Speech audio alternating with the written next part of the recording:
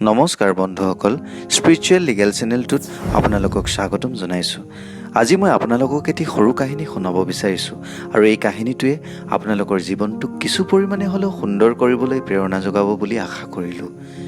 এদিন এজন শিক্ষকে শ্ৰেণীকোঠাত কিছু সা সৰঞ্জামৰ জৰিয়তে ছাত্ৰ ছাত্ৰীসকলক পখিলাৰ জীৱন চক্ৰৰ বিষয়ে বুজাই আছিলে। কেনেদৰে এটা পখিলাই বিভিন্ন পৰ্যায়ৰ পৰিৱৰ্তনৰ জৰিয়তে নিজকে এটা পূৰ্ণ পখিলালৈ ৰূপান্তৰ কৰে আৰু মুক্ত আকাশত উৰি ফুলে ফুলে পৰি ফুলৰ ৰস পান কৰে।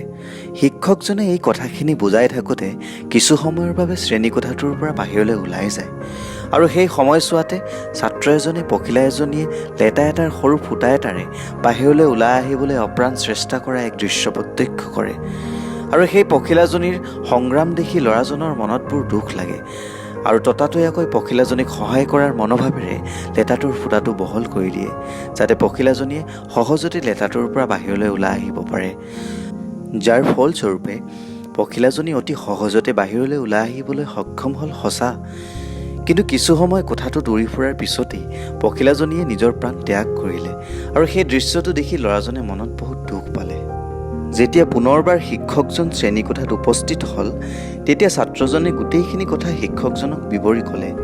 কথাখিনি শুনি শিক্ষকজনে মিচিকে হাঁহি এটা মাৰি ছাত্ৰজনক বুজাবলৈ ধৰিলে। যেতিয়া পখিলা এজনী লেটাৰ ভিতৰত থাকে আৰু বাহিৰলৈ ওলাই আহিবলৈ বহু সময়জোৰা সংগ্ৰাম কৰে, তেতিয়া পখিলাজনীয়ে লেটাৰ বাহিৰৰ ভৱিষ্যত জীৱনৰ সেই যুদ্ধখনৰ বাবে প্ৰশিক্ষণ লাভ কৰে আৰু যাৰ ফলস্বৰূপে লেটাৰ বাহিৰৰ জগতখনত অধিক সময় তিষ্ঠি থাকিবলৈ সক্ষম হয়। কিন্তু ছাত্ৰজনে যেতিয়া লেটাৰ ভিতৰত সংগ্ৰাম কৰি থকা অৱস্থাত সেই পখিলাজনক বাহিৰলৈ ওলাই আহিবলৈ ফুটাটো বহল কৰি দিছিলে, তেতিয়া পখিলাজনীয়ে ভৱিষ্যত জীৱন যুদ্ধৰ সেই প্ৰশিক্ষণৰ পৰা বঞ্চিত হৈছিলে আৰু যাৰ ফলস্বৰূপে অতি কম সময়তে মৃত্যুক আঁকোৱালি ল'বলগীয়া হৈছিলে।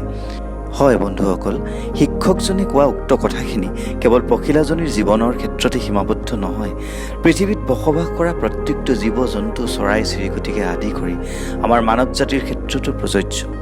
আমি প্ৰত্যেকেই আমাৰ জীৱন যাত্ৰাত নানা ধৰণৰ দুখ কষ্ট ঘাত প্ৰতিঘাত আদিৰ মাজেৰে আমাৰ জীৱন অতিবাহিত কৰিবলগীয়া হয়, কিন্তু সেইবোৰে যেনেদৰে আমাৰ জীৱনটোক কণ্টকময় কৰি তোলে, সমপৰিমাণে কিন্তু আমাৰ ভৱিষ্যত জীৱনৰ সময়ছোৱাক সুচাৰুৰূপে চলিবলৈ প্ৰশিক্ষণো দিয়ে।